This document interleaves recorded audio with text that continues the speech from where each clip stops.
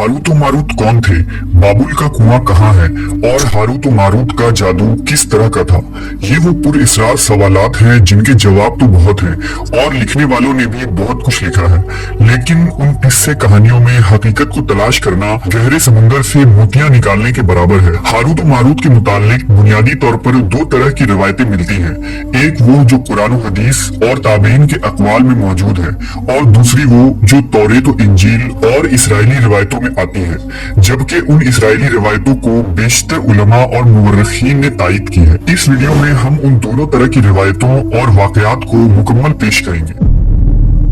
रिवायतों के मुताबिक हजरत इदरीस अलैहिस्सलाम के जमाने में एक मर्तबा आसमान और जमीन के दरमियान से पर्दों को हटा दिया गया तो फरिश्तों ने जमीन में आबाद इंसानों को देखकर ताज्जुब किया और बोले, या रब्बुल आलमीन, हम तो गुनाह के करीब भी नहीं जाते, जबकि ये बनी आदम गुनाहों में इतने मुब्तला हैं। अगर हम उनकी जगह होते तो कभी तेरी नाफरमानी न करते। अल्लाह ने इरशाद फरमाया, इंसानों को गुस्सा और शहवत दी गई है, अगर ये चीजें तुम्हें दी जाए तो तुम भी इसी तरह गुनाह में मुलव्वस हो जाओगे। लेकिन फरिश्तों ने कहा, हम ऐसा हरगिज न करेंगे। लिहाजा अल्लाह के हुक्म से फरिश्तों ने अपनी जमात में से दो बेहतरीन और इताअत गुजार फरिश्तों को चुन लिया, जिनका नाम हारूत और मारूत था। अल्लाह ने उन दो फरिश्तों में इंसानी फितरत और शहवत डालकर दुनिया में भेजा। वो शहर बाबुल में दो खूबसूरत इंसान बनकर आए और काजी के काम पर मुकर्रर हो गए, जहाँ वो लोगों के दरमियान फैसले किया करते थे। एक दिन उनके पास एक औरत अपना मुकदमा लेकर आई और कहा कि उसका शौहर उसे बहुत परेशान करता है। हारूत और मारूत ने जब उस औरत को देखा तो वो उसकी खूबसूरती और हुस्न से मरऊब हो गए और उस पर आशिक हो गए। उन्होंने उस औरत से जिना की ख्वाहिश की तो औरत ने उनसे कहा, तुम्हारी ये ख्वाहिश मैं तभी पूरी करूंगी जब तुम बुत की पूजा करो, शराब पियो या मेरे खाविंद को कत्ल कर दो।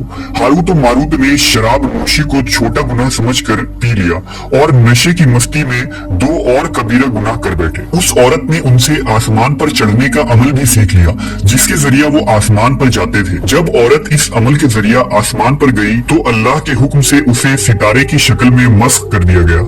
चूंकि उस औरत का नाम जोहरा था, इसलिए वो सैयारा जोहरा कहलाया, जिसे आज विनस कहते हैं। इस गुनाह की वजह से हारूत और मारूत खुद वो इसमें आजम भूल गए जिसे पढ़कर वो आसमान पर जाते थे और बतौर सजा उन्हें बाबुल के एक कुएं में उल्टा लटका दिया गया, जहां वो ता कयामत यूं ही कैद रहेंगे।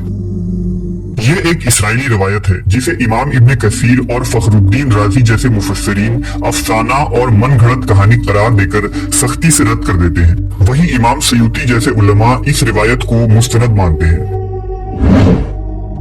हारूत और मारूत और चाहे बाबुल के सिलसिले में एक और रिवायत कसरत से बयान की जाती है, जिसके मुताबिक एक जमाना ऐसा था जब शहर बाबुल रुए जमीन पर तहजीब और तमद्दुन का मरकज था।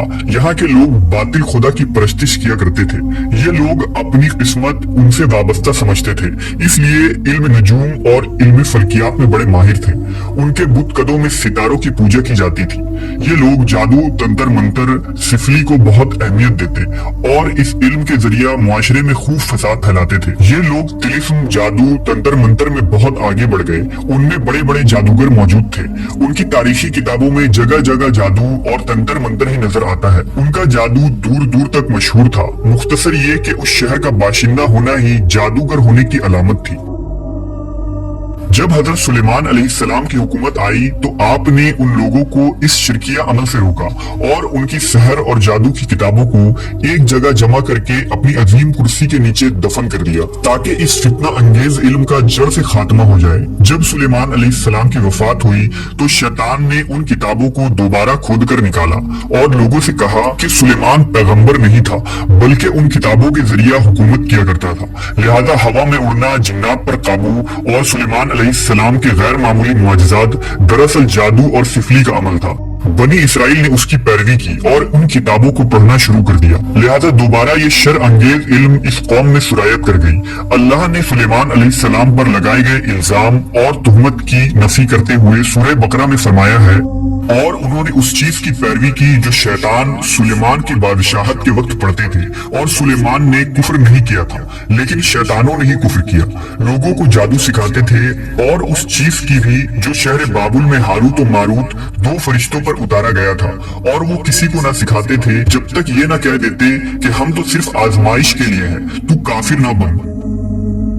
लिहाजा जब ये शहर का इल्म बाबुल में आम हो गया और लोगों की तकलीफ और परेशानी का बाज बन गया, तो अल्लाह ने दो फरिश्तों को इंसानी सूरत में मामूर किया कि वो जादू के अवामिल और उसे बातिल करने का तरीका लोगों को सिखाएं, ताकि वो जादूगरों के फसाद और शर से महफूज रह सके। लेकिन ये तालीमात गलत मकसद के लिए भी इस्तेमाल हो सकती थी। हालांकि वो फरिश्ते लोगों को तंबीह करते थे और उनके लिए सराहतन कहते थे कि ये तुम्हारे लिए एक तरह की आजमाइश है, लेकिन फिर भी वो लोग ऐसे कामों में पड़ गए जो इंसानों के लिए जरर और नुकसान का बाज था। बाज अरबी दास्तानों में उस कुएं का जिक्र भी मिलता है जहां कई लोग पहुंचे और हारूत और मारूत से मुलाकात करके जादू का इल्म भी सीखा। जबकि बाज मुवर्रिखीन का कहना है कि इराक के शहर हल्ला के करीब एक खंडर में मौजूद कदीम कुआं है जहां से बाबुल की सरहद शुरू होती थी। ये उस कुएं को ही चाहे बाबुल करार देते हैं। बहरहाल इस वाक़े से ये सबक मिलता है कि सिफरी और जादू एक शिरकिया अमल है, मगर ये कि इसका इस्तेमाल फसाद और शर